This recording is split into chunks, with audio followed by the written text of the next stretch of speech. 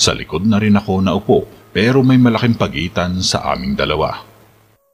Give me your number para may contact tayo in case we have leads.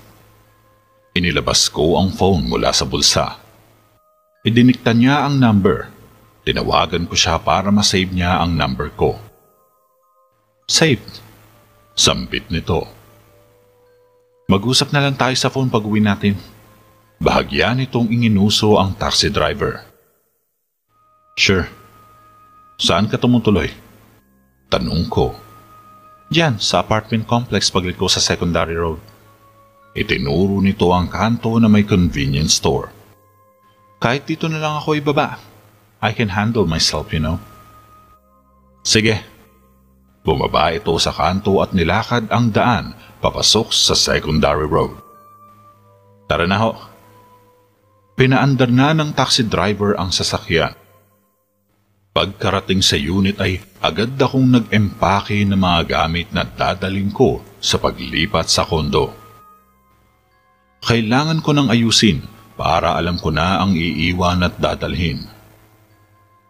Iyong mga kailangan ko sa investigasyon, computer at personal na gamit ang mga dadaling ko lang dahil may furniture at appliances na sa kondo. Habang mag-aayos ako ng mga dadalhin ko sa paglipat ay biglang nag-ring ang phone. Exie, magbibigay ako ng impormasyon. Baka sakaling makatulong sa paghanap kay Freya. Sambit ni Faye sa kabilang linya. Anong nalalaman mo sa pagkawala niya? Tanong ko rito. Nagtataka ako kung bakit hindi nito sinabi noon na may clue siya. May nakilala si Freya na isang lalaking nasa entertainment industry. At ang sabi sa kanya ay tutulungan siya maging modelo at sikat sa mundo ng showbiz. Iyan ang pangarap niya mula pagkabata. Hindi niya nasabi sa akin yan. Marami pa pala akong hindi alam tungkol sa kanya. Natanong mo na ba ang pangalan ng lalaking nakilala ni Freya? Oh, ang sabi niya ay Andy raw. Nagpantiganteng ako pagkarinig ng pangalang Andy. Ngayon ay alam ko na kung saan magpo-focus sa paghanap kay Freya. May alam ka pa bang ibang pwedeng pagkakakilanlan sa Andy na ito? Umiling si Faye. Iyan lang ang tanda kong nabanggit ni Freya. Sige, susubukan kong manap ng ebidensya tungkol sa Andy na yan. Tinapos ko na ang pag-uusap namin. Napabuga ako ng hangin. Bumalik na ako sa pag-aayos ng mga kailangan kong dalhin. Nagtrabaho ako kinabukasan na alerto sa mga kilos ni P.O. Guzman. Nakikisiksik sa department namin at nagpapanggap na nakikipagtulungan kay Bruno. Lumipas pa ang ilang araw na ganoon ang sitwasyon namin sa opisina. Paminsan-minsan pa rin itong sumusunod sa akin pero maswerte kong naililigaw. Hindi ko na lang pinapansin ang isang ito at pinagpatuloy ko ang mga trabahong iniwan ni Vanessa. Hanggang next week ang hiningi niyang bakasyon dahil sa family emergency. Biyernes na at huling araw ng linggo. Matatahimik ako kahit paano at makakalipat na rin kinabukasan sa kondo dahil sa hotel malapit sa airport na tutuloy si Ellen para sa early flight nito. Malinis na raw ang unit at maaari ko nang lipatan anumang oras. Abala ako sa tinatrabaho ko nang tumunog ang phone ko. Speaking of Vanessa, siya nga ang tumatawag. Hello? Exie, kailangan ko ng payo mo. Sambit nito sa kabilang linya. Anong problema? Napansin kong nakatingin sa akin si P.O. Guzman kaya tumayo ako at lumabas ng silid. Hindi ko masabi sa iyo ang naging problema namin dahil nahihiya ako pero alam mong magkapatid sa ama sina Kuya Alan at Monica, hindi ba? May relasyon silang dalawa. Pumayag si Kuya na layuan si Monica dahil alam niyang mali. Pero nagbabanta si Monica na magpapakamatay kung maghihiwalay sila. Komplikado nga ang problema ninyo. Nasaan ang Kuya Alan mo? Naiintindihan ko kung bakit ganoon ang frustration ni Monica. Lalo na at galing ito sa pagkakadukot at rape ng grupo ni Ariel. Pero hindi pa rin tama na magkaroon sila ng relasyon ni Monica. Narito sa bahay, nagmumukmok. Hindi ko alam kung ano ang gagawin. Kakakausap lang niya kanina kay Monica sa phone. Napahugot ng malalim na hininga si Vanessa. Pupunta ako mamaya riyan para damayan ka. May kailangan din akong itanong sa kuya mo. Salamat, Exie. Tinapos na ni Vanessa ang pag-uusap namin. Inasikaso ko ang mga kailangang tapusin para maagang makatapos at mapuntahan si Vanessa sa bahay nito. Mahigit kalahating oras din bago ako nakarating sa bahay nito dahil traffic. Kumusta na?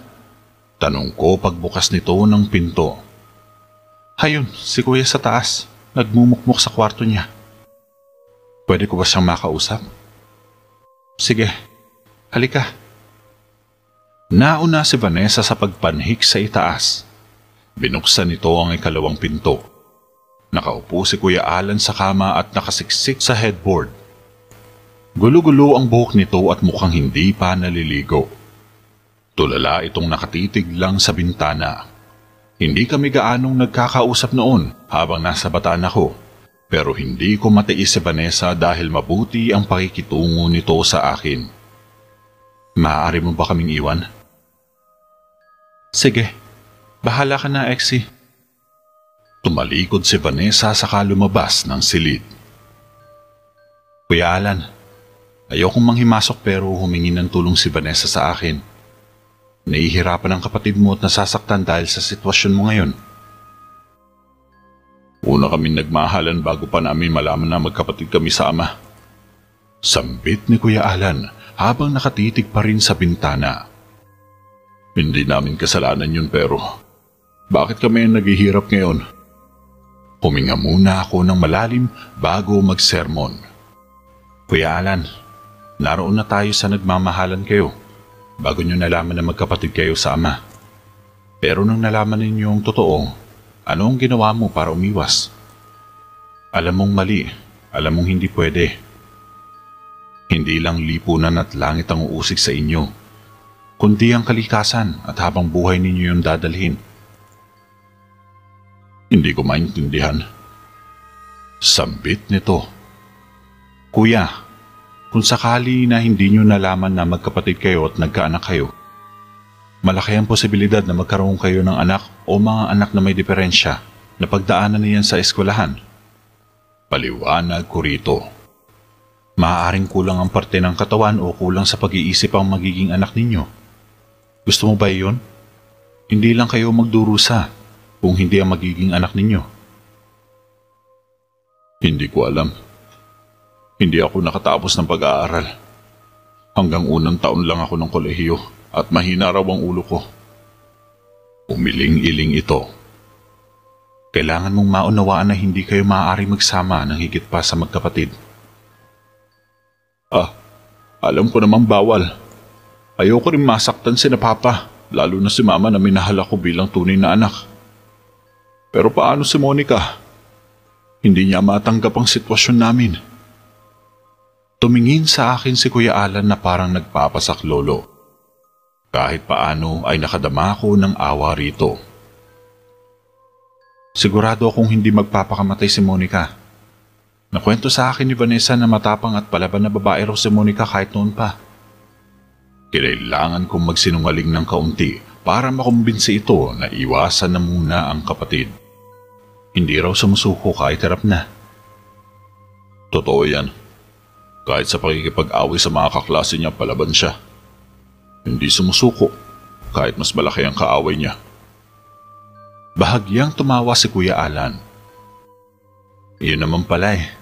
Kaya alam mong hindi gagawin ni Monica ang pagpapakamatay. Tumikhim ako. Mag-usap tayo, lalaki sa lalaki. May nangyari na ba sa inyo ng kapatid mo? Umiling ng paulit-ulit si Kuya Alan.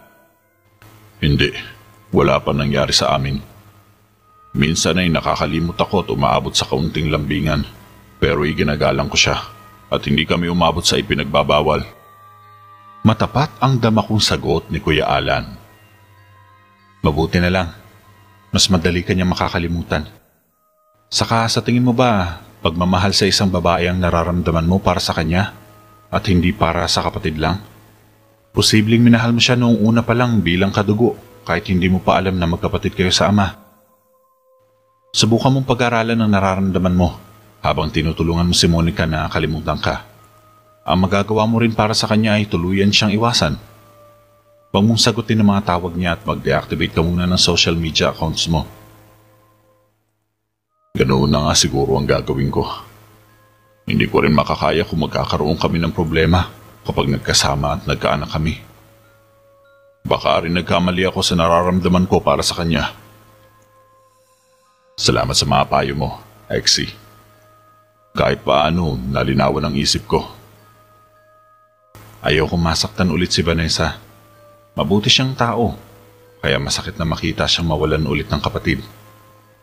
Ikaw na lang nag-iisang kapatid niya, kaya huwag ka sana magpadaig sa pinagdaraanan mo ngayon. Salamat sa pag-alalay mo sa kapatid ko. Pumatak ang ilang butil ng luha sa mga mata ni Kuya Alan. Pinahid niya ito gamit ang manggas ng t-shirt nito. Natauhan na ako. Kailangan kong gawin ng tama dahil mali ang relasyon namin kahit saan pang anggulo tignan. Mag-aanap ako ng trabaho rito para malibang sa kanya at iwasan ang pag-iisip. Tama yan, Kuya Alan. Kung trabaho ang hanap mo, baka matulungan kita. Titignan ko ang makakaya ko para maihanap ka ng trabaho. Salamat, Exie. Mabuti kang kaibigan ng kapatid ko. Bahagya itong ngumiti. Kahit papaano ay abot na sa mga mata nito ang ngiting iyon. Ang mabuti pang gawin mo ngayon ay maligo at kumain. Hindi ka pwedeng manatiling ganyan. Itinuro ko ang buhok nito at damit na gusot-gusot. Oo nga, ayusin ko muna ang sarili ko. Tumayo na ito saka inabot ang tuwalya na nakasabit sa upuan ng tokador. Tumayo na rin ako para bumaba.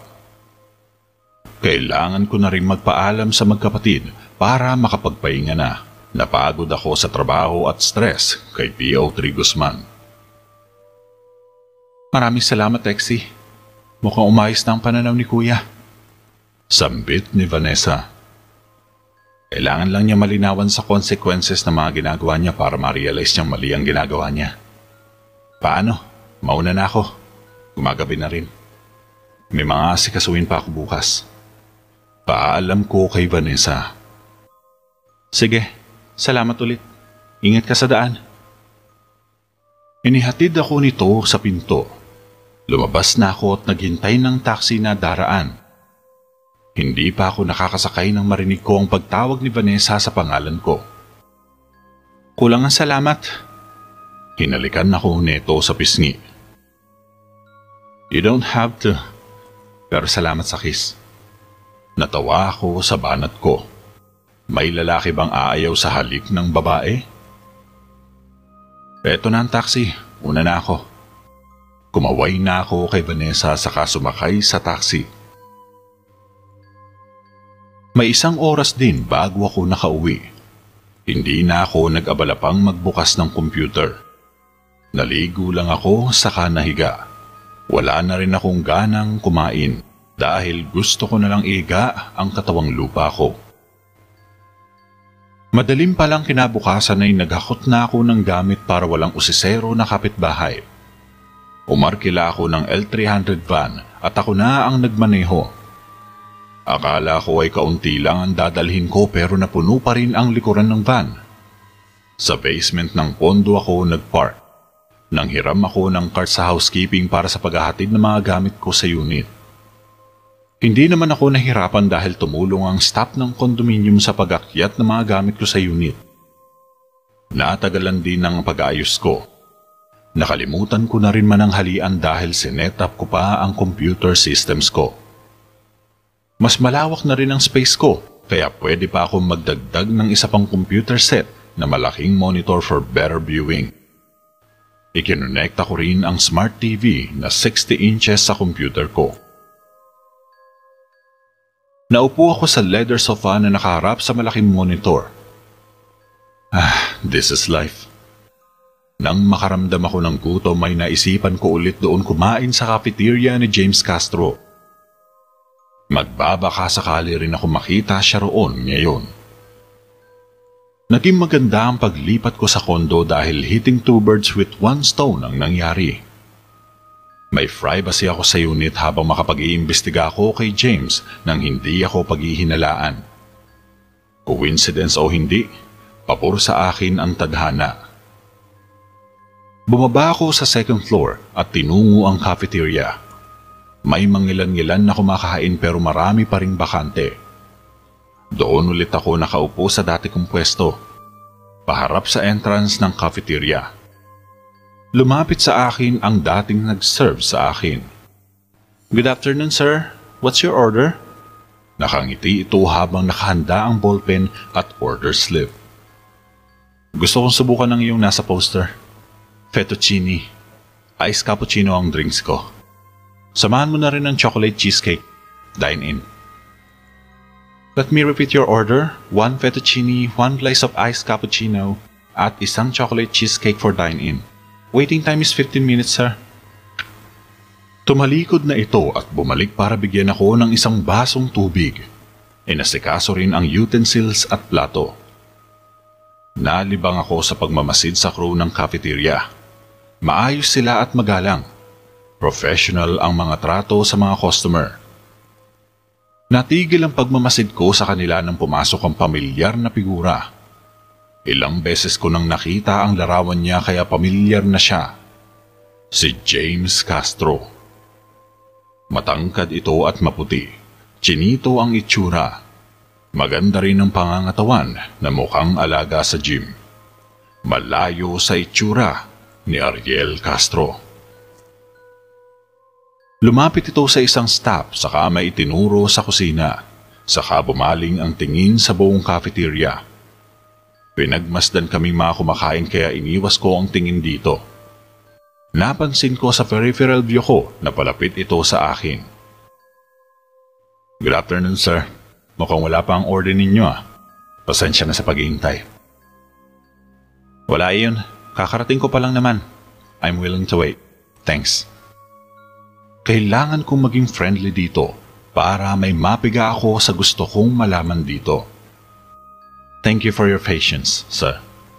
Umalis na ito saka dumiretso sa isa pang customer malapit sa akin saka kinamusta ito. Mukhang hindi ako mahihirapang kuhanin ang loob nito ah. Bulong ko sa sarili. Isa lang ang kailangan ko mula sa iyo. Si Andy.